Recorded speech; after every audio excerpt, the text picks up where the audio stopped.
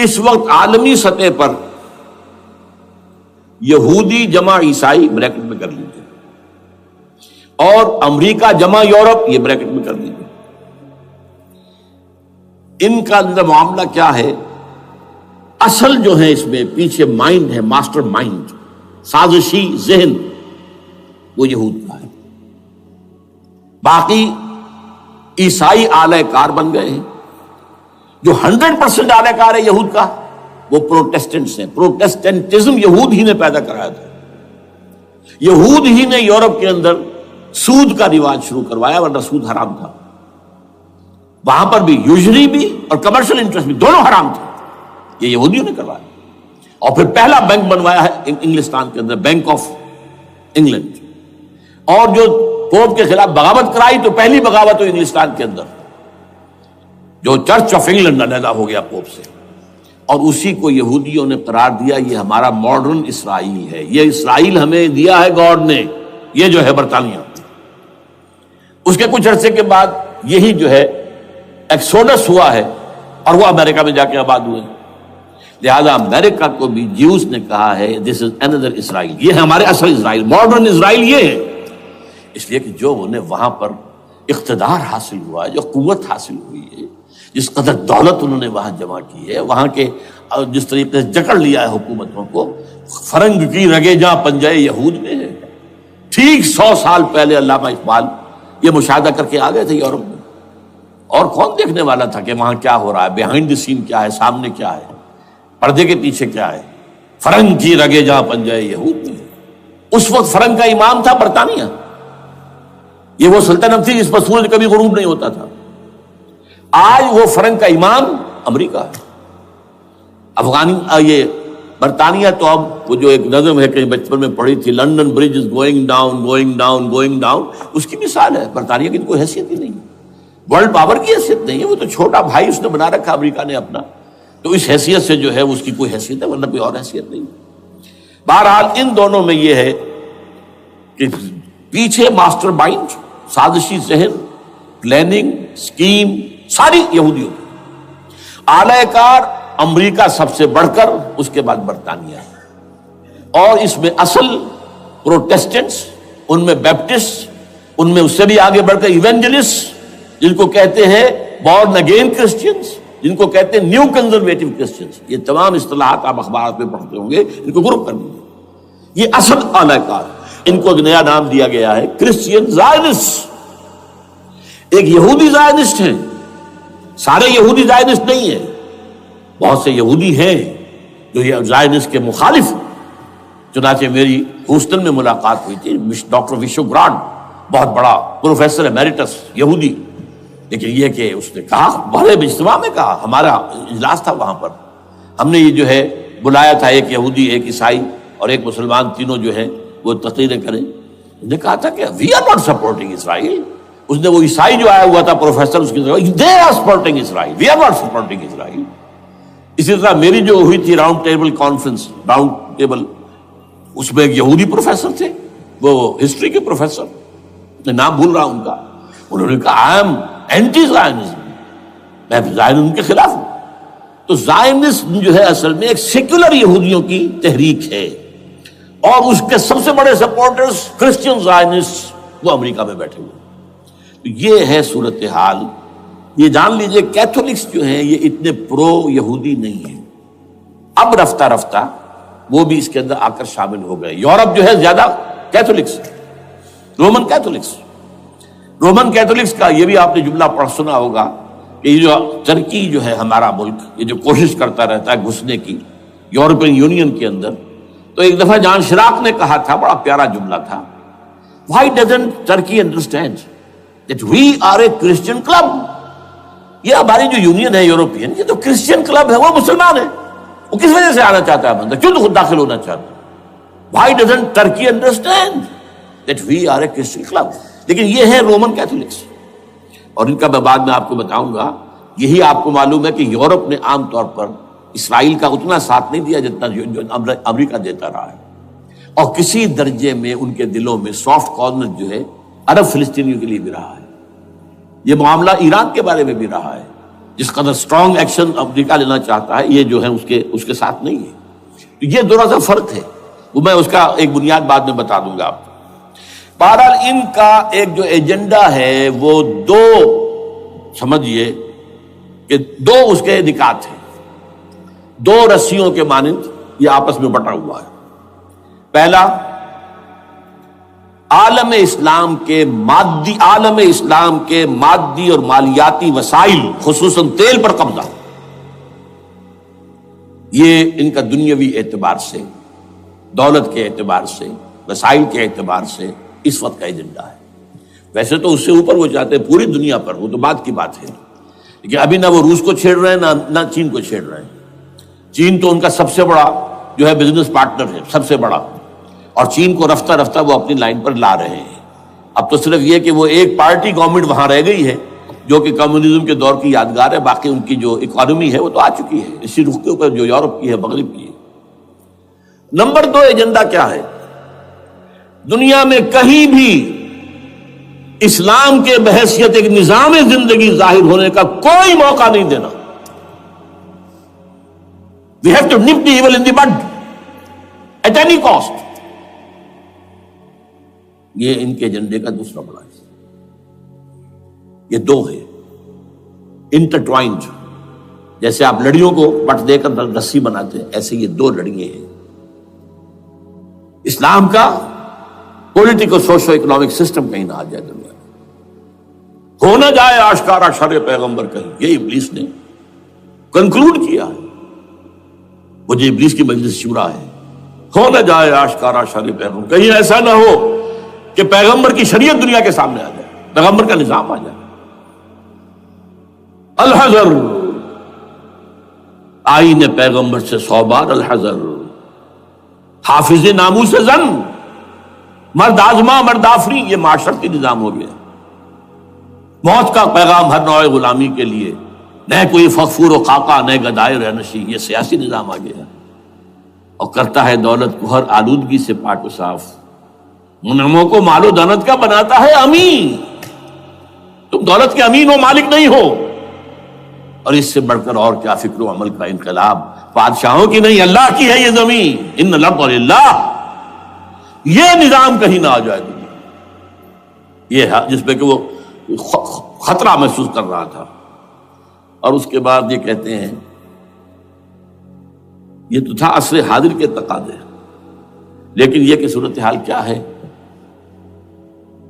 ہو نہ جائے آشکارا شرع پیغمبر کہیں ہے. یہی یہ معاملہ اس طرح رکھو کہ خود مومن ہے محروم یقین. یہ غنیمت ہے کہ خود مومن ہے محروم یقین. ہمیں اگر کوئی سہارا ملتا ہے تو اس سے کہ مومنوں کو بھی، نام نہاد مسلمانوں کو بھی اپنے اس نظام پر یقین نہیں. وہ نماز پر یقین رکھتے ہیں، روزے پر رکھتے ہیں، زکوٰۃ کو بھی جو بھی اللہ تعالیٰ جس کو توفیق دیتا ہے، حج کرتے ہیں، عمرے کرتے ہیں، یہ ہے سب. لیکن یہ کہ یہ غنیمت ہے، چشم عالم سے رہے یہ پوشیدہ یہ آئین تو خوب. وہ ابلیس کہتا ہے کہ یہ آئین چشم عالم سے پوشیدہ رہنا چاہیے.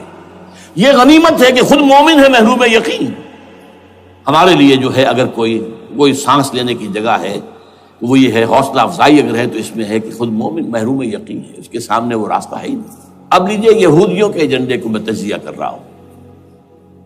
سب سے پہلے World Bank, IMF، globalisation, TRIPS, ان تمام ہتھ کنڈوں کے ذریعے عالمی مالیاتی استعمار جو بظاہر امریکہ کا ہوگا حقیقتاً یہود کا ہوگا. یہودیوں کے نزدیک پوری نوع انسانی حیوانوں کے مانند ہے. They are not human beings. They are goyams. They are Gentiles. یہ انسانی شکل میں حیوان ہیں، اور جیسے حیوانوں کو ایکسپلائٹ کرنا، استعمال کرنا انسانوں کا حق ہے. گھوڑے کو آپ باندھتے رہے ہیں نا ٹانگے کے آگے، اور بیلوں سے آپ ہل جتواتے رہے ہیں، تو جیسے یہ حق ہے ایسے ہمارا حق ہے پوری دنیا کے جو ہے وسائل ان کو کھینچے. ہاں جیسے گھوڑے اور بیل کو بھی کچھ نہ کچھ دانا تو ڈالنا پڑتا ہے، چارہ تو دینا پڑتا ہے، تو ان کو بھی کچھ دو. یہ پوری نوع انسانی ورکرز بن کر رہ جائے، حیوان بن جائیں، بالکل شہوت کے غلام بنا دو انہیں.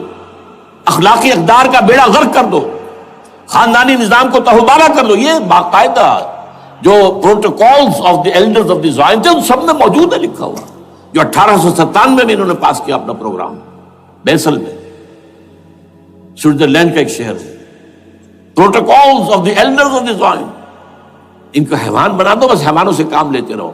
ہاں ان کی کمائی کا کچھ حصہ ان کے لیے چھوڑ دو، وہ بھی زندہ رہیں، وہ بھی آخر کام کیسے کریں گے، اور اصل جو ہے ملائی کھینچ دو اپنے اس نظام کے ذریعے سے. World Bank, I M F, stock exchange, TRIPS, globalisation, اس کے ذریعے سے عالمی مالیاتی استعمار. نمبر 2، ایک ہے ان کا ایجنڈا، یہ تو عالمی ہے. دوسرا ایجنڈا کیا ہے؟ وہ لوکل ہے. وہ کیا ہے؟ گریٹر اسرائیل کا قیام، جس میں مصر کا سارا زرخیز علاقہ شامل ہوگا، جو ڈیلٹا کا علاقہ کہلاتا ہے اس کا، جہاں کے اس وقت کے بادشاہ نے، حضرت یوسف علیہ السلام کے زمانے کے بادشاہ نے، وہ فرعونہ کے خاندان میں سے نہیں تھا، وہ عرب تھا. عربوں ہی سے کسی وقت کوئی قوم آئی تھی جو کہ مصر پر قابض ہو گئی تھی. اس نے حضرت یوسف کے خاندان کو لا کے وہاں آباد کیا. بہترین جشن کا علاقہ کہلاتا ہے، بہترین. وہ کہتے ہیں ہمارا ہے، ہم رہے وہاں پر کئی سو برس تک رہے. عراق ہمارا ہے، وہاں ہمیں قید میں رکھا گیا، نبوکدنضر لے گیا تھا. عرب کا شمالی حصہ جو ہمارا ہے، وہاں خیبر میں یہودی قلعے تھے، اور وہاں مدینے کے اندر جو ہے 3 قبیلے یہودی تھے جنہیں محمد نے صلی اللہ علیہ وسلم وہاں سے نکال باہر کیا تھا. یہ جارڈن یہ ترکی کا بھی کچھ حصہ ہمارا ہے. باقی پورا لبنان اور پورا فلسطین، یہ سب اس کے اوپر بنے گا ایک greater Israel. This is there local agenda. اور اس کے لیے ضروری ہے ایک بہت بڑی جنگ. ایسے آسانی سے نہیں ہو جائے گا. آرمگیڈون، جس کو حضور نے فرمایا الملحمۃ العظمی، الملحمۃ الکبریٰ، بہت بڑی جنگ، جس کی خوفناکی اور تباہ ناکی کا اندازہ اس سے کیجئے. حضور فرماتے ہیں کہ اگر ایک باپ کے 100 بیٹے یا ایک دادا کے 100 پوتے ہوں گے تو ان میں سے 99 ختم ہو جائیں گے، ایک بچے گا. اور ایک جگہ فرماتے ہیں اتنی اموات ہوں گی، اتنی لاشیں ہوں گی کہ ایک نفاست پسند پرندہ جو ہے، جو گندگی پہ نہیں اترنا چاہتا.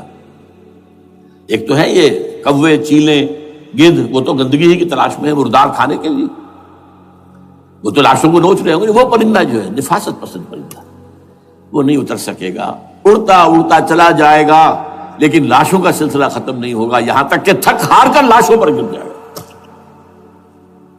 یہ دور نہیں ہے، اس لیے کہ اس پر متفق ہیں یہودی بھی اور عیسائی. پروٹسٹنٹس عیسائی اس کے اوپر پوری طرح متفق ہیں. آرمگیڈون، جسے آپ 3rd ورلڈ وار کہہ لیں، الملحمۃ العظمیٰ کہہ لیں، الملحمۃ الکبریٰ کہہ لیں حضور کے الفاظ میں، یہ آئے گی. اس کے نتیجے میں گریٹر اسرائیل بنے گا. نمبر 3، پھر بنے گا 3rd ٹیمپل، جو ٹائٹس نے گرا دیا تھا 70 میں، سن 70 عیسوی، جسے گرے ہوئے کتنا عرصہ ہو گیا؟ 2008. اندازہ کر لیجئے 1800 کتنے برس ہو چکے. وہ دوبارہ بنائیں گے 3rd ٹیمپل، اور اس کے لیے مسجد اقصیٰ کو گرائیں گے، اور ڈوم آف دی راک، قبۃ الصخرہ، وہاں لا کر پھر اس میں کنگ ڈیونز تھرون لا کے رکھا جائے گا. یہ بھی میرے علم میں پہلی مرتبہ اسی ٹرمپٹ کے اشارے سے آیا. وہ کیا ہے؟ حضرت داؤد کا. آج سے کتنے 1000 سال پہلے کی بات ہے، اندازہ کیجیے. 1000 قبل مسیح، اور یہ اب 2000 ہو گیا عیسوی، 3000 برس تو ہو گئے. وہ کیا تھا؟ ایک پتھر تھا جس پر بٹھا کر حضرت داؤد کی تاج پوشی کی گئی تھی. پھر اسی پر حضرت سلیمان کی تاج پوشی ہوئی، پھر اسی پر ان کے بادشاہ آتے رہے، تاج پوشی ہوتی گئی. ٹائٹس نے جب گرایا ہے سن 70 عیسوی میں، یروشلم کو برباد کیا، 1,33,000 یہودی ایک دن میں قتل کیے، ایک دن میں، باقی نکال دیا، بھاگ جاؤ یہاں سے. اس کو کہتے ہیں diaspora, that started in 70 AD. یہ منتشر ہو گئے، جس کا جہاز سنگھ سمایا چلا گیا، یورپ میں چلے گئے، شمالی افریقہ میں، مسلمان ملکوں میں، انڈیا میں آ گئے، ایران میں آ گئے، سب جگہ وہاں سے نکال دیے گئے. ڈائسپورا. بہرحال وہاں سے وہ ٹائٹس وہ پتھر لے گیا، وہ روم میں لے گیا، روم سے کسی طرح وہ آئرلینڈ پہنچ گیا۔ آئرلینڈ پیور کیتھولک ملک ہے، آپ کو معلوم ہوگا، اور وہاں پر پروٹیسٹنٹس کی اور کیتھولکس کی جنگیں ہوتی رہتی ہیں۔ کبھی بھی شیعہ سنی مسلمانوں کی اس طور سے خانہ جنگی نہیں ہوئی ہے جیسے کہ وہاں ان دو عیسائیوں میں، کیتھولکس اور پروٹیسٹنٹس میں ہوتی ہے۔ وہ رومن کیتھولک ملک ہے بیچ میں۔ وہاں سے وہ انگلینڈ میں آیا، انگلینڈ میں جب آ گیا، بلکہ وہاں سے اسکاٹ لینڈ سے انگلینڈ میں پھر اس کو ایک کرسی کے اندر اس کی سیٹ کی حیثیت سے بنا کر ایک تھرون کی شکل دے دی گئی، اور وہ جو ویسٹ منسٹر ایبے ہے، برطانیہ کے پارلیمنٹ کے ساتھ جو چرچ ہے ویسٹ منسٹر ایبے، وہاں اس کو لا کے رکھ دیا گیا۔ اس وقت سے برطانیہ کے بادشاہوں اور ملکاؤں کی تاج پوشی وہاں ہوتی ہے۔ تو ایک یہ ہے کہ پھر اس کو لا کر وہاں رکھیں گے۔ اب یہاں سے اختلاف ہے، یہ نوٹ کر دیجیے۔ یہاں تک عیسائیوں کا، یہودیوں کا ایجنڈا ایک، یہاں اختلاف ہے۔ یہودیوں کے نزدیک ان کا مسیح آئے گا اور وہ وہاں بیٹھ کر پوری دنیا پر راج کرے گا۔ وہ مسیح جس کی خبر دی گئی تھی شروع کی کتابوں میں، جو تورات کی ابتدائی کتابیں ہیں، وہ تو حضرت مسیح کی شکل میں آ گئے۔ دی پروفیسی واز فلفلڈ۔ یہودیوں نے نہیں مانا، انہیں تو قرار دیا جادوگر ہے، کافر ہے، مرتد ہے، ولد الزنا ہے، اور اپنے بس پڑتے سوری پر چڑھوا دیا۔ وہ دوسری بات ہے، اللہ نے کیا کیا وہ ایک علیحدہ مسئلہ ہے۔ چنانچہ یہ کہ دی سچویشن از ویکنٹ، وہ مسیحا کی جگہ ابھی باقی ہے ان کی، and they are waiting for ہم۔ تو وہ آئے گا اور وہ یہاں اس تخت داؤد پر بیٹھ کر پوری دنیا پر حکومت کرے گا۔ عیسائیوں کا کہنا کیا ہے کہ در حقیقت حضرت مسیح نازل ہوں گے، سیکنڈ کمنگ آف جیسس، جس کو ہم بھی مانتے ہیں۔ اگرچہ ہوگا کیسے، حالات و واقعات کا کیا ہمارے نزدیک رنگ ہے وہ کچھ مختلف ہے، وہ میں اس کو بیان نہیں کر سکتا۔ حضرت مسیح علیہ السلام پھر اس تخت پر بیٹھیں گے ان کے عیسائیوں کے مطابق۔ چنانچہ پوپ جو مر گیا ہے، پال سیکنڈ، اس کو یہ ٹرمپٹ والے کہتے ہیں شیطان، اور ان کا کہنا یہ ہے کہ اس شیطان نے the old ancient holy Roman empire کو ریوائیو کیا ہے یونائٹڈ یورپ بنا کر۔ اور ان کا مقصد کیا ہے کہ یہ فلسطین میں ایک رومن کیتھولک حکومت قائم کرنا چاہتے ہیں۔ یہودی اپنی حکومت چاہتے جو ہے، اور وہ اپنی حکومت چاہتے ہیں۔ یہ ان کا کہنا ہے، یہ میں نہیں جانتا کہ اس میں کس حد تک ان ایک دوسرے پر الزام درست ہے۔ لیکن جیسے کہ آپ کو معلوم ہے کہ انڈونیشیا کے اندر بھی ہوا تھا، ایک جزیرے کو تقسیم کر دیا، ایک حصہ جو ہے اس کا وہ رومن کیتھولک ریاست بن گیا ہے۔ شاید نائجیریا میں بھی اس طرح کا معاملہ ہوا ہے کچھ تھوڑے علاقے کے اندر، وغیرہ وغیرہ۔ تو یہ ہے، لیکن بہرحال یہ ان کا۔ عیسائیوں کا معاملہ کیا ہے؟ میں نے جیسا کہ بتایا کہ یہ تو اس ایجنڈے کے اندر متفق ہے، اور عیسائی بھی ورلڈ ڈومینیشن، مالیاتی جو ہے استعمار، اس کے لیے کوشاں ہیں۔ لیکن ان کے نزدیک حضرت عیسیٰ ابن مریم آئیں گے علیہ الصلوۃ والسلام، اور وہ حکومت کریں گے۔ اس پورے ڈرامے کا اسکرپٹ پورا یہودیوں کا لکھا ہوا ہے، اور انہی کی سازش اس پورے ڈرامے کے پیچھے ہے۔ البتہ بظاہر اس ڈرامے کا بڑا کیریکٹر جس سے آپ ہیرو کہیں وہ امریکہ ہے، اور اس کے تابع یورپ بھی ہے۔ یہ ہے عالمی سطح پر معاملہ اس وقت۔ ویسے میری 2 کتابیں جو ہے اس پر کتابچے ہیں، 4 سال پہلے میں نے اسی مقام پر 2 تقریریں کی تھی۔ ایک موجودہ عالمی حالات اور اسلام کا مستقبل، وہ دوسرا حصہ جو میں اس وقت نہیں چھیڑ رہا، ہوگا کیا اصل میں، جس میں یہ ہے کہ کہیں اسلامی ریاست قائم ہو، خلافت کا نظام قائم ہوگا کہاں ہوگا یہ میں بحث نہیں کر رہا۔ حضرت مہدی کا ظہور ہوگا، وہ آئیں گے عرب کے اندر۔ پھر یہ ہے کہ وہ جو گریٹر اسرائیل کے خلاف جہاد ہوگا، اور اللہ کرے گا کہ رفتہ رفتہ یہ ممالک جو ان سے لے لیے جائیں گے، یہاں تک کہ بالآخر ایک یہودی اعلان کر دے گا میں ہوں مسیح، جس کو کہ عیسائی بھی کہتے ہیں اینٹی کرائسٹ، اور یہ کہتے ہیں یہ بیپٹسٹ بھی کہ اینٹی کرائسٹ جو ہے وہ یہودی ہوگا، جبکہ کچھ عرصے پہلے بہت بڑا پروپیگنڈا ہوا تھا کہ اینٹی کرائسٹ جو ہے، دجال جو ہے وہ تو مسلمان ہوگا نہیں، لیکن وہ کہتے ہیں کہ ہوگا یہودی ہوگا، اور پھر اس یہودی کو قتل کریں گے حضرت مسیح، دی ریئل مسیح، اصل مسیح جو اٹھا لیے گئے درمیان میں، وہ آئیں گے اور ان کے ہاتھوں دجال بھی قتل ہوگا، اور پھر مسلمانوں کے ہاتھوں ایک ایک یہودی ختم ہوگا، پھر ایک عالمی اسلامی ریاست قائم ہوگی حضرت مسیح کے ہاتھوں، اور وہاں پر حضرت مسیح ایک حدیث میں آتا ہے 40 برس تک پوری دنیا پر حکومت کرے گی۔ بہرحال یہ دوسرا پکچر ہے جو ہمارے سامنے، میں اس وقت کی تفصیل میں نہیں جا رہا، جو ان کے سامنے پکچر ہے وہ میں نے آپ کو بیان کر دیا۔ اب اس میں تجزیہ کیجئے افغانستان پر حملے کا اصل سبب جو میں نے دو بتایا نا، دو لڑیاں ہیں ان کے ایجنڈے کی، ایک اسلام کہیں ظاہر نہ ہو جائے، اسلام کا نظام ظاہر نہ ہو جائے، اور ایک مسلمانوں کے مالیاتی خاص طور پر تیل کے وسائل پر قبضہ۔ اب افغانستان میں کیا ہوا ہے، یہ سارا معاملہ تھا اسلام کا راستہ روکنے کے لیے، کہ یہاں تو اسلام ایک شکل دکھا رہا ہے اپنی، اور اگر انہیں موقع مل گیا تو یہ تو ایک ایسی ویلفیئر اسٹیٹ قائم کر دیں گے، زکوٰۃ کا نظام قائم ہو جائے گا تو اعلیٰ ترین ویلفیئر اسٹیٹ قائم ہو جائے گی، اور اگر یہاں پر جو ہے یہ ساری سزائیں نافذ ہو گئی، معاشرہ کرائم فری ہو جائے گا، لوگوں میں محبت ہوگی، مساوات ہوگی، اور یہ کہ عام لوگوں کے لیے ویلفیئر ہوگا، اور یہ سامنے نظام آ گیا تو پھر ہمارا یہ نظام کیپٹلزم یہ کہاں رہے گا، اس کو تو منہ چھپانے کی جگہ نہیں ملے گی۔ لہذا افغانستان پر حملے کا اصل موٹیو یہ ہے۔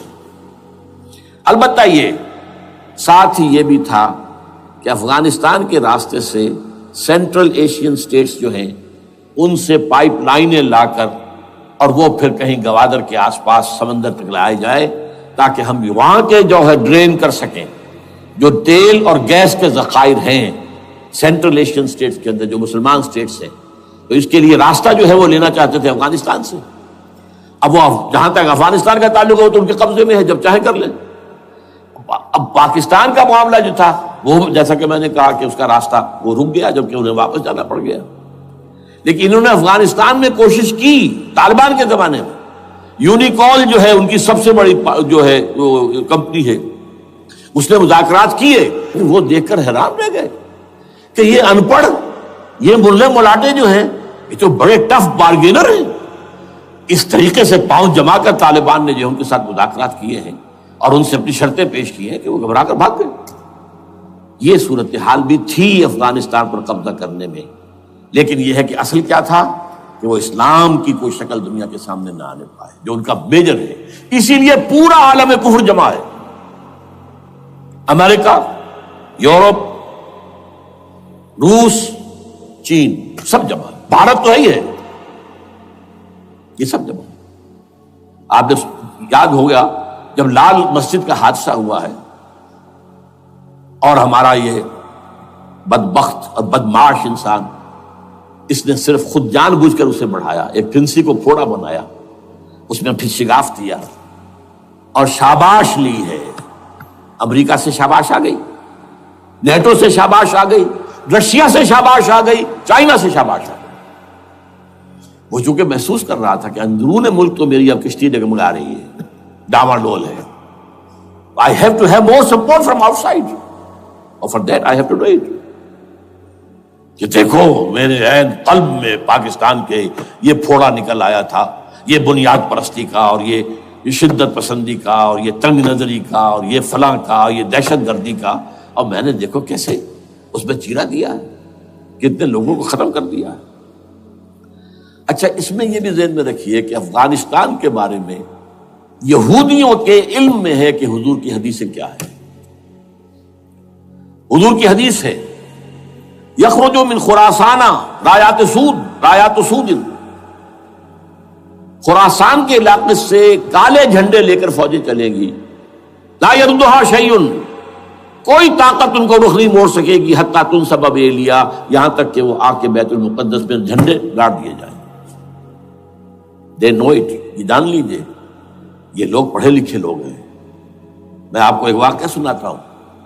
جب 1967 میں یہودیوں کو فتح ہوئی بہت بڑی، اور پورا یروشلم اب ان کے قبضے میں آ گیا، ایسٹ یروشلم جو کہ ابھی جارڈن کے قبضے میں تھا، تو جب موشے دایان تھا وہ کانا، وہ داخل ہوا فاتح کی حیثیت سے، تو اس کے ساتھ ایک ربائی تھا بہت بڑا، چیف ربائی یہودیوں کا بہت بڑا عالم، اور وہ رو پڑا، تھا تو فتح کا وقت، خوشی کا، رویا۔ So this is the beginning of the end, یہ الفاظ آئے اخبارات کے اندر۔ گویا کہ اب یہ آخری ڈرامہ جو ہے شروع ہو گیا ہے. وہ آخری ڈرامہ انہیں معلوم ہے ان کی تباہی پر ختم ہونا ہے. اس میں حضرت مسیح کے نزول کے بعد یہ ٹرمپٹ والا بھی لکھتا ہے کہ 80% یہودی قتل ہو جائیں گے, اور میں سمجھتا ہوں کہ 20% اگر صحیح ہے اس کی بات تو وہ ہوں گے جو اب حضرت مسیح پر ایمان لے آئیں گے. باقی 80% اپنے اس کفر پر اڑے رہیں گے اور قتل ہوں گے. اسی طرح حضور کی ایک حدیث ہے کہ جب یہودیوں کا قتل عام ہو رہا ہوگا, اگر مسلمان قتل کریں گے تو اگر کسی درخت کے پیچھے یہودی چھپا ہوگا تو درخت پکارے گا, اے مسلمان, ہاں عبداللہ آؤ ادھر, یہ میرے پیچھے یہودی چھپا ہوا, قتل کرو اسے. کسی پتھر کے پیچھے چھپے گا تو پتھر بولے گا سوائے ایک درخت غرقد کے, کہ غرقد یہودیوں کا درخت ہے, وہ پناہ دے گا. اور آج اسرائیل میں سب سے بڑی پلانٹیشن غرقد کی ہے. They know it. اسی لیے افغانستان, خراسان, یہ افغانستان کا ہارٹ ہے افغانستان. اور یہ بھی جان لیجئے ہمارا جو مالاکنڈ سے اوپر کا علاقہ ہے یہ بھی خراسان کا حصہ ہے, اولڈ خراسان, جیسے گریٹر خراسان کہا جاتا ہے ہسٹری میں. ایک میں نے ایرانی سے پوچھا تھا اس کے بارے میں, تو اس نے کہا خراسان ہمارا ایک صوبہ ہے. میں نے کہا وہ تو مجھے معلوم ہے, جس کا دارالخلافہ مشہد ہے اور یہ ان کا مقدس شہر ہے, وہ تو اسے مکے کی طرح سمجھتے ہیں. بہرحال میں نے کہا میں پوچھ رہا ہوں پرانا خراسان بزرگ, تو خراسان بزرگ کا انہوں نے بتایا پورا افغانستان اس میں شامل. اور پھر یہ اسٹیٹس جو ہیں سینٹرل ایشین اسٹیٹس, اور ایران کا ایک حصہ اور پاکستان کا ایک حصہ, یہ جو مالاکنڈ کہلاتا ہے. اور یہ بڑی معنی خیز بات ہے کہ وہیں مالاکنڈ سے تحریک چلی ہے جو اصل تحریک ہے طالبان پاکستان, وہ سوات سے چلی ہے. بہرحال اس وجہ سے, اس پہلو سے یہ جو ہے افغانستان پر حملے کا سب سے بڑا سبب وہ تھا. دوسرا جو تھا وہ یہ کہ ان کو جو پائپ لائن لے کے آنی تھی اس کے لیے, لیکن وہ ظاہر بات ہے کہ اس میں جو ہے جو طالبان نے وہ ان کی چکمے میں نہیں آئے. اس پر ایک کتاب ہے کہ جو انگریزی میں ہے عابد اللہ جان کی, Afghanistan the genesis of the last crusade. Afghanistan سے آخری صلیبی جنگ کا سلسلہ شروع ہو رہا ہے. بہت جو ہے چشم کشا ہے, معلومات افزا ہے, انگریزی میں ہے. اچھا عراق میں معاملہ برعکس تھا. عراق میں تیل کا معاملہ بھی تھا تو صرف امریکہ کا تھا. جو یورپ ہے وہ زیادہ تر کیسپین کے ایریا کے تیل کی طرف نگاہیں رکھتا ہے. یہ جو ہے یہ اصل میں سارا جو ہے یہ امریکہ کا معاملہ. اور دوسری طرف یہ کہ یہاں کو مذہبی سلسلہ نہیں تھا, حالانکہ تھا, وہ یہودیوں کا تھا. وہ کیا تھا؟ Extension, first step towards the establishment of Greater Israel. یہ بات اچھی طرح سمجھ لیجیے. یہاں پہ تیل کا معاملہ بھی میں نے کہا تھا نا, دو لڑیاں ہیں جو چل رہی ہیں. تیل کا معاملہ یہاں خاص طور پر عراق کے اندر زیادہ, افغانستان میں بہت کم. لیکن یہ کہ یہاں پر بھی جو اصل ہے بیہائنڈ دی سین, جو اصل چیز کیا ہے کہ گریٹر اسرائیل کے قیام کی طرف پہلا قدم. میں یاد دلاتا ہوں آپ کو کہ فرسٹ گلف وار ہوئی تھی جس میں عراق کا بھرکس نکال دیا گیا تھا. اس کے اختتام پر کہا تھا شوارز کرافٹ, جو ان کا کمانڈر ان چیف تھا الائڈ فورسز کا, اس نے صاف کہا تھا, مجھے آج تک ایک لفظ یاد ہے, We fought this war for the protection of Israel.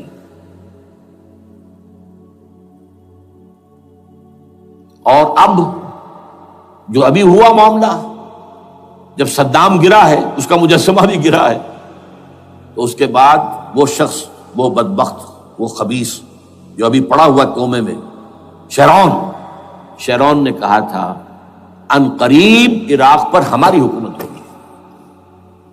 اور اس سے پہلے تو ہم صرف عراق میں سے یوفریٹس تک کا علاقہ مانگتے تھے, دریائے فرات تک کا. اب ہمارا مطالبہ یہ ہے کہ ہم تو در حقیقت دجلہ تک جائیں گے, دجلہ, تاکہ پورا کا پورا جو فرٹائل دو آبا ہے دجلہ اور فرات کے درمیان کا بہترین علاقہ, وہ سارا ہمارے پاس.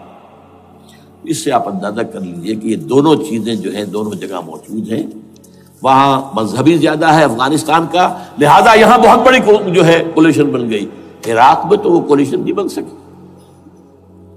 یورپ بھی ساتھ نہیں آیا, امریکہ had to go it alone, اسے کرنا پڑا ہے.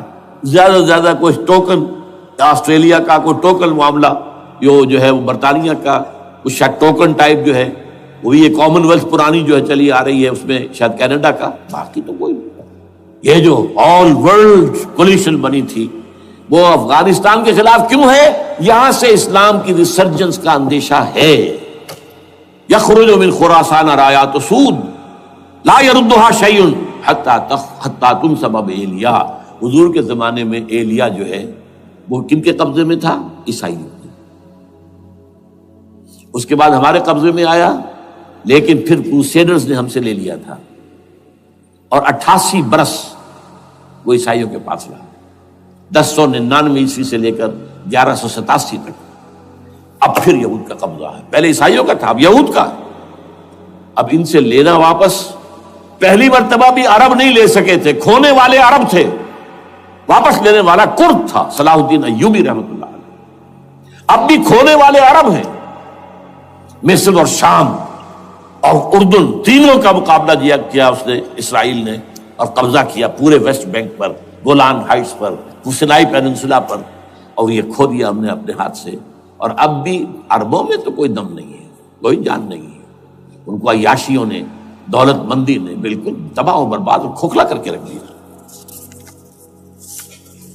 بہرحال یہ جو چیزیں میں نے آپ کو بتائی ہیں، یہ تو وہ پلانز ہیں جو سب شیاطین جن و انس کے پروگرام ہیں۔ وہ جیسے کہ کبھی کہا تھا خمینی صاحب نے، شیطان بزرگ، دی گریٹسٹ شیطن، امریکہ، اصل میں امریکہ، اور اس کے پیچھے حقیقت میں یہود، سامنے امریکہ، پیچھے یہود۔ بالفعل کیا ہوگا یہ تو پھر اللہ ہی جانتا ہے کیا ہوگا۔ وَمَكَرُوا وَمَكَرَ اللَّهُ، کافر اپنی چالیں چلتے ہیں، اللہ اپنی چال چلتا ہے۔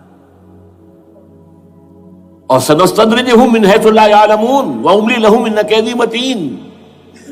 اے نبی آپ گھبرائیں نہیں، ہم ان کافروں کو رفتہ رفتہ وہاں سے لے آئیں گے جہاں سے آپ کو بھی انہیں احساس تک نہیں ہوگا کہ یہ تو گرفت میں آ رہے ہیں، ٹریپ ہو رہے ہیں، اور ابھی ذرا میں انہیں ڈھیل دے رہا ہوں۔ میں املی لہم ان قیدی متین، میری چال بہت مضبوط ہے۔ وہ اللہ کیا کرے گا وہ میں نے آپ کو بتایا، جھلک دکھا دی ہے۔ انشاءاللہ اسی علاقے میں پاکستان اور افغانستان، اور اس کا ہارٹ ہوگا یہ پشتونستان، سرحد اور مشرقی افغانستان مل کر پشتونستان، پشتون اسی مشرقی اس میں ہے، پاکستان کا مغربی صوبہ ہے، شمال مغربی سرحدی صوبہ، یہ ہارٹ، اور پھر پاکستان اور افغانستان، انشاءاللہ یہی ہوگا۔ اور پھر یہ کہ یہاں سے فوجیں جائیں گی جو حضرت مہدی کی حکومت جمائیں گی عرب کے اندر۔ عربوں میں جان نہیں ہے کہ وہ مہدی کی حکومت کو جما سکے۔ یخرج ناس من المشرق یعطون للمہدی یعنی سلطانہ، مشرق کی طرف کے کسی ملک سے فوجیں آئیں گی جو مہدی کی حکومت قائم کریں۔ عربوں میں دم نہیں۔ بہرحال ہوگا کیا، وہ میں نے کہا کہ یہ تو اللہ کے ہاتھ میں ہے۔ اب یہ کہ کرنا کیا چاہیے، یہ ہے میری تقریر کا آخری حصہ۔ دیکھیے ذوالفقار مرزا نے جو کچھ کہا اور سید قائم علی شاہ نے، میں خوشائند سمجھتا ہوں کہ طالبانائزیشن اور ہے، اسلامائزیشن اور ہے، ٹھیک ہے، تیری آواز مکے اور مدینے۔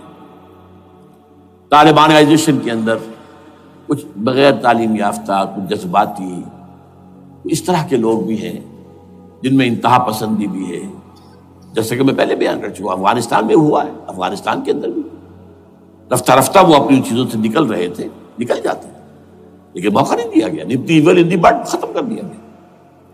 اسی طرح ہمارے سرحدی صوبے میں جیسا کہ میں بتایا 3 قوتیں برسرکار ہیں، who knows it، کون کیا کہ۔ لیکن بہرحال یہ کہ پہلی بات یہ، اسلام اور پاکستان لازم و ملزوم ہیں۔ یہاں اسلام آئے گا تو یہ ملک رہے گا، نہیں آئے گا تو ختم ہو جائے گا، اس میں کوئی شک نہیں۔ میری 2 کتابیں پڑھ لیجیے اگر اللہ توفیق دے، ہمت دے، اسلام اور پاکستان، یہ سن 67-68 کی تحریریں میری ہیں۔ جینیسس آف پاکستان کیا تھا، how Pakistan came into existence, پھر یہ کہ میں نے استحکام پاکستان کے نام سے سن 85 کے اندر کتاب لکھی ہے. یہ دونوں کتابیں پڑھی ہیں. پاکستان کا کوئی جواز نہیں اگر یہاں اسلام نہ آئے، اور واقعتاً ہم جواز کھو چکے ہیں. یہ تو اللہ تعالیٰ ہمیں مہلت دے رہا ہے. لیکن اب یہ سمجھ لیجئے یہ اللہ تعالیٰ کی طرف سے ایک خاص مہلت ہے، اور شاید آخری مہلت ہے جو ہمیں مل رہی ہے. یہاں اسلامائزیشن نہ ہوا تو یہ ملک نہیں رہے گا. میں یہاں آپ کو ایک شعر سنا دوں. ہے تو ایک ایسی شخصیت کا جو کچھ کنٹروورشل بھی ہو گئی، بعد میں بدنام بھی ہو گئی. ایک زمانے میں جماعت اسلامی کے بڑے مخلص کارکن تھے وہ، مولانا کوثر نیازی. انہوں نے ایک بڑا تلخ شعر کہا تھا، اسلام کو اگر تیری فضا راس نہ آئے، اے میرے وطن تجھ کو کوئی آگ لگائے. ہمیں اسلام چاہیے، اور اسلام نہیں آئے گا تو یہ ملک نہیں رہے گا. کوئی زرداری، کوئی نواز شریف اس ملک کی بقا کی ضمانت نہیں دے سکتا.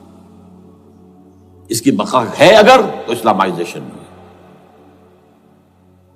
61 سال کی ہماری بے وفائی اللہ کے ساتھ کیے ہوئے وعدے کی، اس کا ایک عذاب ادنا ہم جھیل چکے ہیں. 71 یاد کی سن 71 پاکستان 2 لخت، 93,000 مسلمان پاکستانی بھارت کی قید میں بھیڑوں بکریوں کی طرح ہانک کر لے جائے گئے، ٹرکوں میں بھر بھر کر، جیسے کہ ڈیرہ غازی خان سے بھیڑیں بکریاں آتی ہیں لاہور میں ذبح ہونے کے لیے، کنسنٹریشن کیمپس میں. ہمارے ٹائیگر نامی جرنیل نے پیش کیا اپنا ریوالور. کتنے لوگ مارے گئے، کتنا فساد ہوا. مسلمان کے ہاتھوں مسلمانوں کا خون کتنا ہوا. یہ اللہ کا ایک خاص عذاب ہوتا ہے. میں نے وہ آیت آپ کو سنائی تھی، قل هو القادر على ان يبعث عليكم عذابا من فوقكم او من تحت ارجلكم. اے نبی سے کہہ دیجیے اللہ اس پر قدرت رکھتا ہے، جب چاہے تم پر کوئی عذاب اوپر سے بھیج دے، تمہاری زمین کے نیچے سے نکال دے. زلزلہ آیا تھا کہ نہیں؟ او یلبسکم شیعا، ایک تیسری شکل بھی ہے. نہ اللہ آسمان کو کوئی تکلیف دے، نہ زمین کو.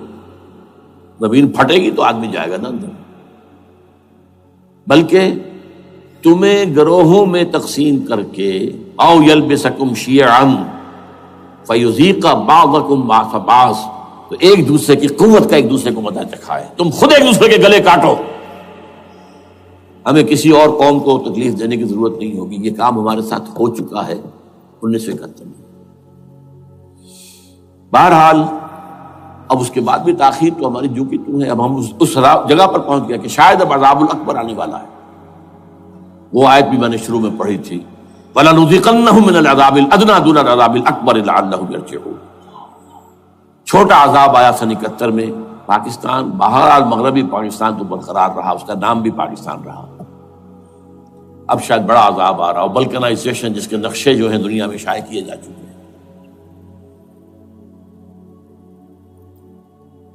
اور اس اسلامائزیشن کے لیے جو میں کہہ رہا ہوں کہ اس کے بغیر یہاں پاکستان نہیں رہے گا، اس کے لیے اس کی جو دستوری، تدریجی، قانونی، پرامن اگر راستہ اختیار نہ کیا گیا تو ملیٹنسی بڑھے گی. یہ رکنے والی نہیں ہے. یہ جو اوپر کا جو علاقہ ہے، ایک ٹرائنگل ہے جس کا نقشہ کھینچا ہے ایک بہت بڑے مصری ادیب اور مورخ نے، شکیب ارسلان ان کا نام تھا. انہوں نے کہا ہے کہ یہ پامیر سطح مرتفع جو ہے، پامیر جسے روف آف دی ورلڈ کہا جاتا ہے، اس سے پہاڑوں کے سلسلے نکلتے ہیں. کوئی چین کی طرف چلا گیا، کوئی تبت کی طرف چلا گیا، جو قراقرم ادھر آ گیا پاکستان کی طرف، ہمالیہ آ گیا پاکستان انڈیا کی طرف، ادھر ہندو کش چلا گیا افغانستان میں. یہ سب جیسے کہ ایک جو پہیا ہوتا ہے اس کے جو لگے ہوتے ہیں سپوکس جنہیں کہتے ہیں.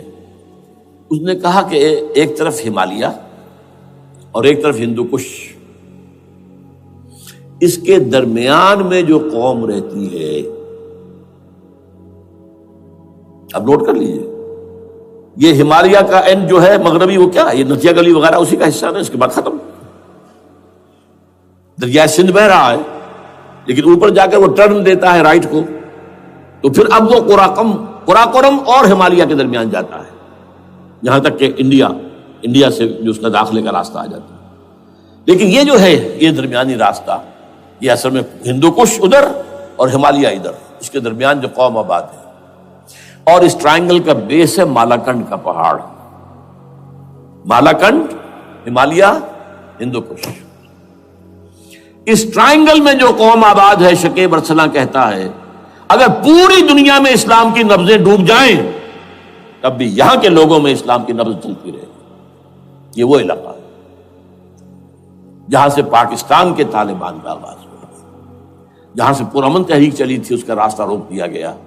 اب وہ شدت پسندی پر آ گئے، اور یہ شدت پسندی بڑھے گی اگر آپ نے تشدد سے روکا، اگر امریکہ کے چمچے بنے رہے، اگر امریکی ایجنڈے ہی کو پورا کرتے رہے اور اپنے لوگوں کو مارتے رہے، تو جواب میں دریک چراغ حقیقت کو گل کیا تم نے تو موج دودھ سے صد آفتاب ابھریں گے۔ یہ اب جو آ رہے ہیں، کہاں سے آ رہے ہیں آپ کے یہ خودکش حملہ آور؟ یہ وہی ان لوگوں کے رشتہ دار ہیں نا جو امریکی بمبارڈمنٹ میں مارے گئے ہیں۔ کتنے ہیں جن کے بچے ختم ہو گئے، بیٹے مر گئے۔ یہ جو ہمارے ہاں ایک کمانڈوز کے کیمپ کے اوپر جو حملہ ہوا تھا اور خودکش بمبار، جس سے کہ شاید 18-19 بہترین آپ کے کمانڈوز ختم ہوئے تھے، وہ کون تھا؟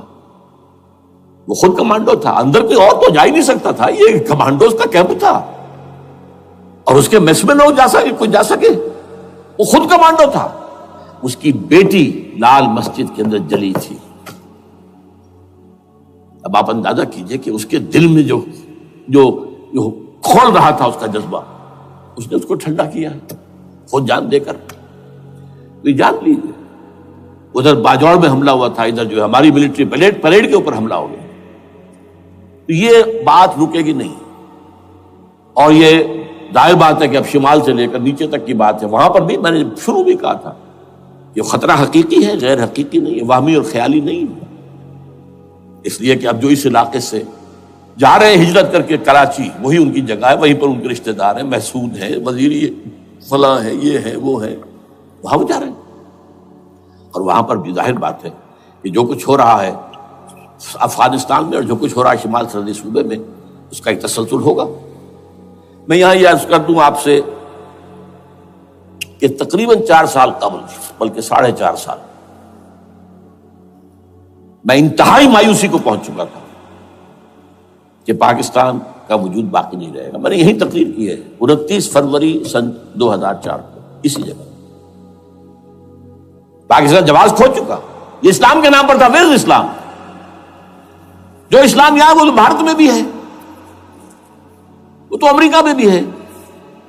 وہ کہاں ہے اسلام کا سیاسی نظام، اسلام کا تعزیراتی نظام، اسلام کا کرمنل لا، اسلام کا سول لا، اسلام کے فیملی لاز کہاں بنائے تھے اس شخص نے جو فیلڈ مارشل بنا تھا، خود ساختہ، جو اس نے قوانین بنائے تھے؟ تمام علماء نے کہا تھا، تمام مکتبہ فکر کہ غلط ہے، تحریک کوئی نہیں اٹھائی، یہ ان کی غلطی تھی، کوتاہی تھی۔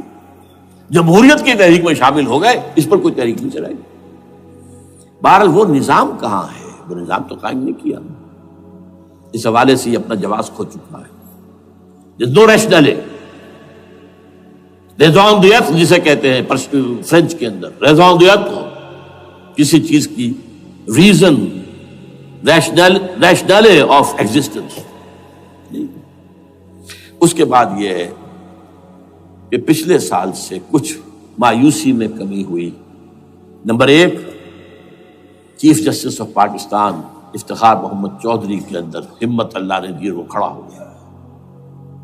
جرنیلوں کے جم گھٹے کے اندر ایک سویلین آدمی جو ہے جس درجے کا مرعوب ہو سکتا ہے، آپ اس کا اندازہ کر لیجیے۔ اور اس کے بعد اسپونٹینیس موومنٹ وہ کلا ہے، انہومی شے، سوچ نہیں سکتے ہم۔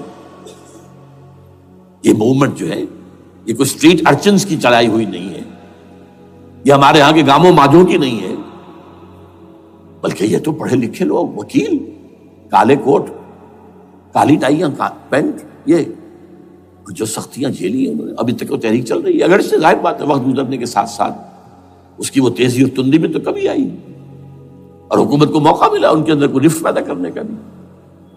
لیکن بہرحال ان دونوں چیزوں سے میری مایوسی میں قدرے کمی ہوئی۔ اب دوسری بات وہ تھی 18 فروری کے الیکشن کا پرامن طور پر منعقد ہو جانا۔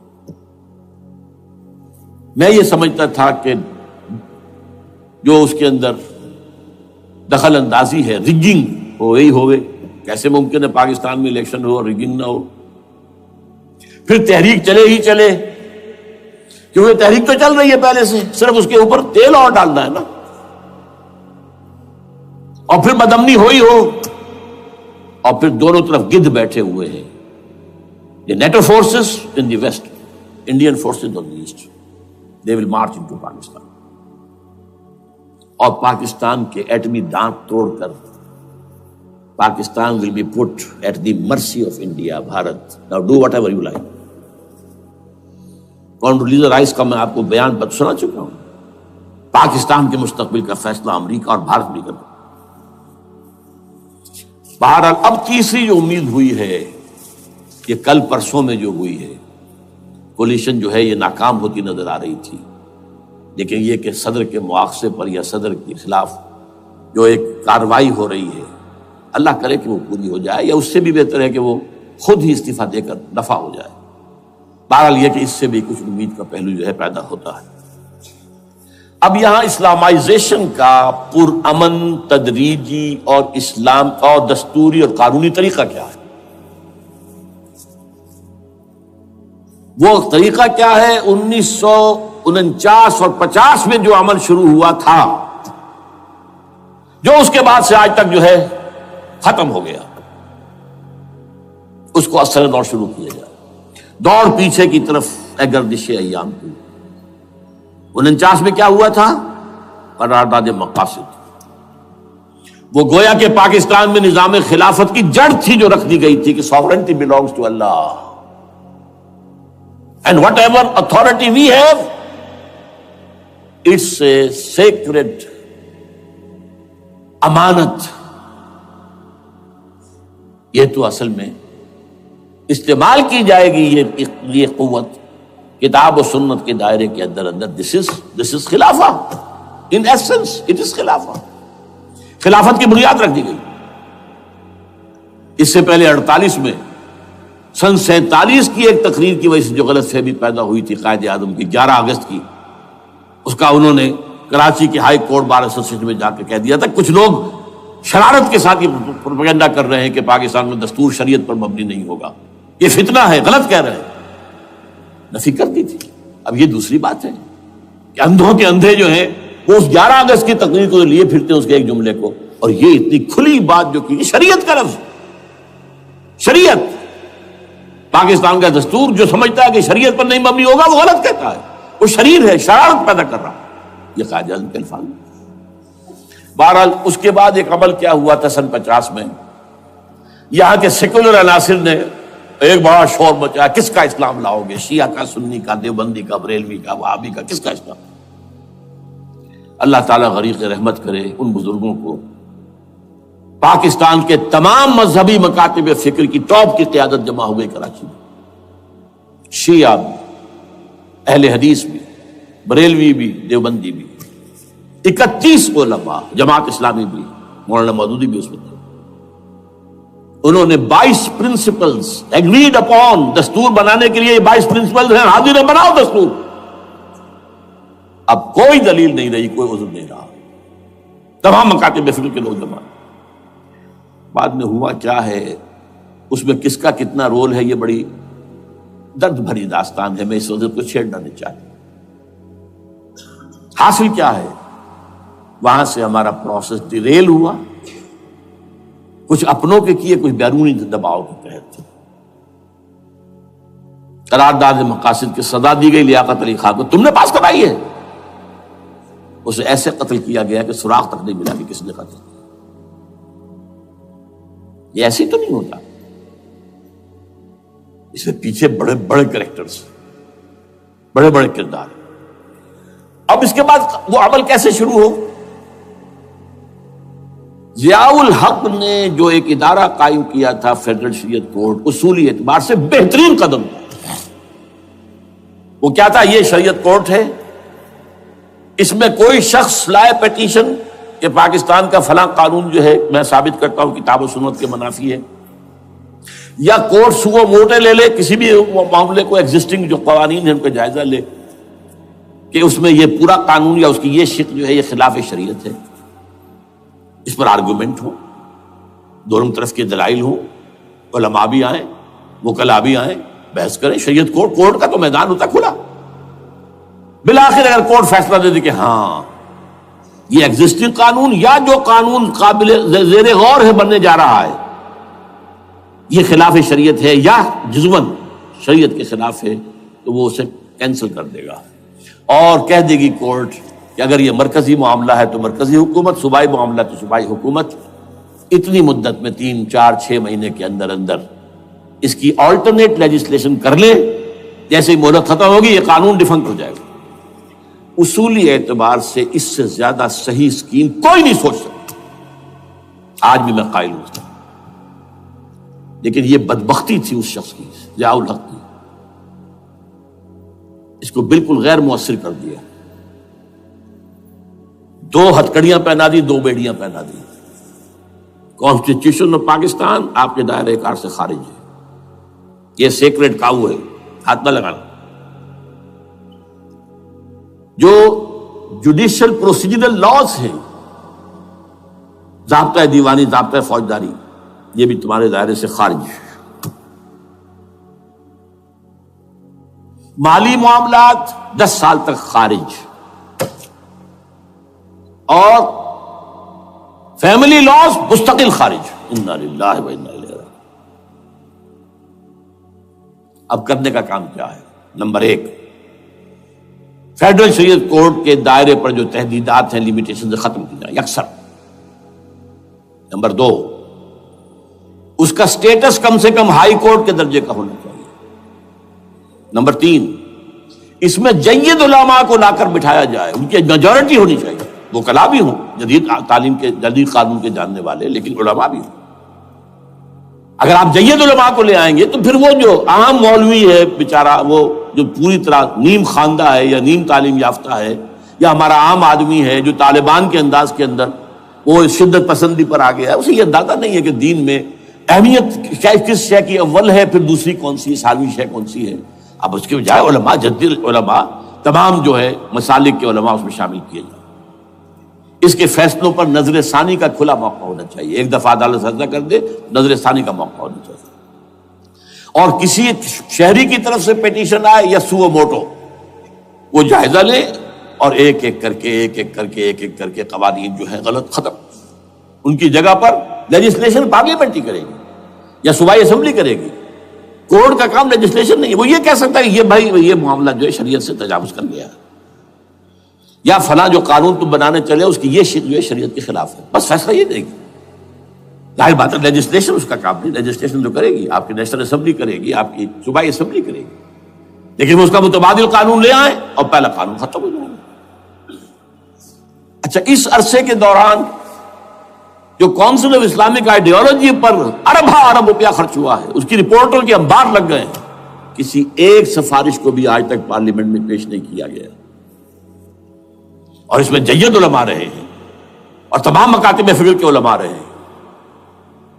ان کی رپورٹوں کو رفتہ رفتہ پارلیمنٹ کے سامنے لایا جائے اور ان کے ذریعے سے نئی قانون سازی کی جائے۔ اگر آپ یہ قانونی دستوری راستہ کھول دیں گے اور تجدیداً اس طریقے سے Islamisation of laws of Pakistan ہو جائے تو ظاہر بات ہے کہ پھر جو دہشت گرد ہیں، دہشت پسند ہیں، جن کو آپ خطرہ کہہ رہے ہیں، خطرہ، طالبان آنند، طالبان آئے، طالبان آ رہے ہیں، اب ڈرو اور بچو اور مقابلے کی تیاری کرو اور اسلحہ تیار کرو، اگر یہ کام کریں گے تو پھر ظاہر بات ہے کہ وہ تو فساد ہوگا، اور فساد کا نتیجہ کیا نکلے وہ اللہ ہی بہتر جانتا ہے۔ لیکن یہ پروسیس جو میں نے بیان کیا ہے، اگر اس پر عمل ہو جائے تو یہ وہ پروسیس ہے جسے جنرل حمید گل نے کہا تھا کہ اگر ایسا ہو جائے تو یہ سافٹ ریولوشن ہوگا، بغیر تشدد کے، بغیر کسی اور کے۔ اگر نیت ٹھیک ہے اور اگر یہ واقعی جیسے قائم علی شاہ نے سمجھ لیا ہے اور جیسے کہ ذوالفقار مرزا نے سمجھ لیا ہے، اسلامائزیشن، اگر اس کو سب سمجھ لے، زرداری بھی سمجھ لے، اور نواز شریف بھی سمجھ لے اور سب سمجھ لے، تو ظاہر بات ہے کہ پھر کسی توڑ پھوڑ کے بغیر، کسی اور بدامنی کے بغیر، کسی تشدد کے بغیر اسلامائزیشن یہاں ہو جائے تو سب کے دل خوش ہو جائیں گے، اور یہ سارا جو بھی تشدد ہے، یہ دہشت گردی ہے، اس کے راستے بند ہو جائیں گے۔ اگر ایسا نہیں کرتے تو غیر تعلیم یافتہ یا نیم تعلیم یافتہ، جن کو کوئی پورا تصور نہیں ہے، نہ دنیا کے حالات کا علم ہے، نہ شریعت کے جو اصل مصادر اور منابع ہیں، اصل سورسز، ان تک رسائی ہے، بس کچھ چیزیں سن رکھی ہیں۔ یہ تو معلوم ہے انہیں کہ داڑھی رکھنی ہے، سنت ہے، لیکن یہ کہ یہ فرض تو نہیں ہے بھائی، پھر اس کی کوئی خاص مقدار تو معین نہیں ہے، یہ تو نہیں جانتے۔ ویڈیوز ہیں، آڈیوز ہیں، ان میں گانے ہیں، اس میں آپ کو معلوم ہے کہ عریانیت ہے، جو بھی ویڈیوز ہیں، اور وہ تو ان کو جلائیں گے ان کی دکانوں کو۔ آپ تعلیم دے رہے ہیں لڑکیوں کو، وہ جانتے ہیں جو تعلیم آپ دینا چاہتے ہیں، آپ تو ڈانس کی تعلیم کو بھی وہاں پر نافذ کر رہے ہیں، آپ نے تو تعلیم کا شعبہ ہی دے دیا اسماعیلیوں کے ہاتھ میں، لہذا ان کا تو رد عمل ہوگا، ہوئے۔ اس کا راستہ اگر روکنا ہے تو اس پروسیس سے جو میں نے بیان کر دیا ہے، جس کو میں بیان کر رہا ہوں نہ معلوم کب سے، نواز شریف صاحب، ان کے والد میاں محمد شریف صاحب مرحوم، اور شہباز شریف صاحب اور عباس شریف صاحب چاروں میرے پاس آئے تھے، 2 دفعہ آئے تھے، اور میں نے یہ ترمیمی بل پیش کیا تھا جس کے آئٹم میں نے آپ کو گنوا دیے۔ بہرحال نہیں کیا کچھ انہوں نے، لیکن یہ کہ اگر یہ نہیں کریں گے تو یہ کہ دوسری طرف یہ سمجھ لیجئے اس وقت پاکستان کے دینی مدرسوں میں شدید تحریک چل رہی ہے۔ لال مسجد یہ ایک سمبل بن چکا ہے، یہ ایک علامت ہے، اور یہ ملیٹنسی کی طرف بہت بڑی تعداد میں، خاص طور پر جو طالب علم ہیں عربی مدارس کے، طالبان کی سورس یہی تو ہے نا، یہی تھے جن سے کہ افغانستان میں طالبان ابھرے تھے اور یہیں سے پاکستان کو ابھر رہے ہیں۔ ان کے اندر شدید لہر ہے، اور کوئی بہت بڑا فساد ہو گیا اگر خدا نہ خواستہ تو that will be the end of Pakistan. اس سے بچنا ہے تو وہ راستہ اختیار کریں جو میں نے بیان کر دیا ہے، جو میں سال سے بیان کر رہا ہوں۔ دستور کا ترمیمی بل بنا کر دیا ہے، اسے عام بھی کیا ہے۔ البتہ اس عرصے میں ظاہر بات ہے کہ ہم کیا کریں گے، ہمارا کوئی پروگرام کسی ملیٹنسی کی طرف جانے کا نہیں ہے، ہم اسے مفید نہیں سمجھتے بلکہ مضر سمجھتے، یہ کاؤنٹر پروڈکٹیو ہے۔ ہمارے سامنے پروگرام کیا ہے؟ سے نکاتی پروگرام، بڑے پیمانے پر دعوت ایمان بذریعہ قرآن، نمبر 1۔ میری تمام سرگزشت کھوئے ہوئوں کو جستجو، میری سرگزشت جو ہے 50 سال سے اسی میں ہے، قرآن کا پڑھنا، پڑھانا، سیکھنا، سکھانا، عام کرنا، اور الحمدللہ ایک بڑی ٹیم تیار کر دی ہے میں نے اللہ کے فضل سے، جو یہ کام کر رہی ہے۔ دعوت ایمان بذریعہ قرآن، اور جو ایمان واقعتاً لے آئیں، جس کا ثبوت ہوگا شریعت پر عمل، جس چیز پر عمل کیا جا سکتا اور نہیں کرتے تو آپ مجرم۔ ہاں ظاہر بات ہے اس سے ایک حصہ ایسا ہے جس پر ہم عمل نہیں کر سکتے جب تک کہ نظام نہ بدل جائے، چور کا ہاتھ میں نہیں کاٹ سکتا، آپ نہیں کاٹ سکتے، لیکن جتنے پر عمل ممکن ہے اس پر عمل، ایسے لوگوں کو آرگنائز کیا جائے، بیعت کا نظام، مسنون نظام، قرآن میں معصور، مسنون، منصوص، یہ سارا نظام اس کی بنیاد۔ ایک آدمی کا، وہ آدمی کہے کہ بڑھو تو بڑھو، وہ کہے کہ رک جاؤ تو رک جاؤ۔ نمبر 3، ان لوگوں کا تزکیہ، اور میں بتا چکا ہوں تزکیہ اور تربیت۔ تزکیہ کس بات کی؟ کوئی امنگ، کوئی ولولہ، کوئی مقصد، کوئی تمنا دل میں نہ رہے سوائے اللہ کی رضا کے۔ حکومت مطلوب نہ ہو، اقتدار مطلوب نہ ہو، مال و دولت مطلوب نہ ہو، اللہ کی رضا اور آخرت کی فلاح۔ ہر تمنا دل سے رخصت ہو گئی، حضرت مجذوب کا مصرع، اب تو آجا، اب تو خلوت ہو گئی، اے اللہ تو آجا میرے دل میں، میرے دل سے ہر تمنا نکل چکی ہے، خلوت ہے۔ اور تربیت کس کی؟ کہ تیاری ہو جائے اس بات کی کہ تن من دھن سب لگا دیں گے، جان بھی دے دیں گے جب موقع آئے۔ چوتھا کیا؟ کہ جب تک یہ تعداد کافی نہ ہو، یہ نہیں ہے کہ 150 آدمی لے کر کسی ایک جگہ پر کسی لال مسجد کو ہم مرکز بنا کر بیٹھ جائیں، نعرہ لگا دیں، ملک گیر جماعت، اور وہ بھی معتدل تعداد پہ، وہ جب تک نہیں ہوتی تو ہم یہی تین کام کریں گے. دعوت ایمان بذریعہ قرآن، تنظیم بذریعہ بیعت، مسنون بیعت، تزکیہ اور تربیت کرتے رہیں گے.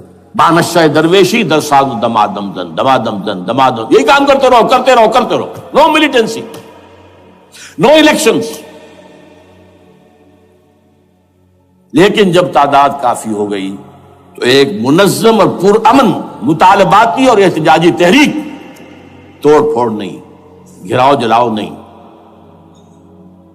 جیسے گاندھی نے شروع کی تھی، نمک بناؤ تحریک، سول ڈس اوبیڈینس. لیکن کسی نے کوئی توڑ پھوڑ نہیں کی تھی. اپنے سر ان کے پھوٹے ہیں بڑے سے بڑے لیڈروں کے، مولانا ابوالکلام آزاد اور پنڈت جواہر لال نہرو کے سر پھٹے ہیں. ہزارہ لوگ جیلوں میں گئے ہیں، انہوں نے کسی کو کچھ نہیں کہا. اسی کا نقشہ ایرانیوں نے دکھایا، 20,000 سے لے کر 30,000 تک جانیں دے دی، ہتھیار نہیں اٹھائے. اس لیے کہ ہتھیار بھی استعمال کرو گے تو اوپر جو حکومتیں ہیں ان کے پاس تو بے تحاشا فوج ہے، ان کے پاس ٹینک ہے، ان کے پاس ہوائی جہاز ہیں، ہیلی کاپٹرز ہیں، گن سے بھرے ہیلی کاپٹرز ہیں. کیا نہیں ہے. پرامن منظم مطالباتی اور احتجاجی تحریک. اللہ کرے کہ ہمیں اس کے لیے جو مہلت درکار ہے وہ مل جائے. ہمیں معلوم نہیں کہ کہیں وہ مہلت ختم ہی نہ ہو رہی ہو. لیکن اگر ہم آخری سانس تک اس کام میں لگے رہیں گے تو انشاءاللہ اللہ تعالیٰ کے ہاں ہم معذور قرار پائیں گے. اللہ تعالیٰ جو ہے ہمیں درگزر ہم سے فرمائے گا کہ جو کچھ میں کر سکتا تھا اللہ میں کرتا رہا، آخری دم تک کرتا رہا. اگر یہ ہے تو اپنی تو کامیابی ہے، باقی کیا ہوتا ہے ملک کا میں کچھ نہیں کہہ سکتا، اللہ بہتر جانتا.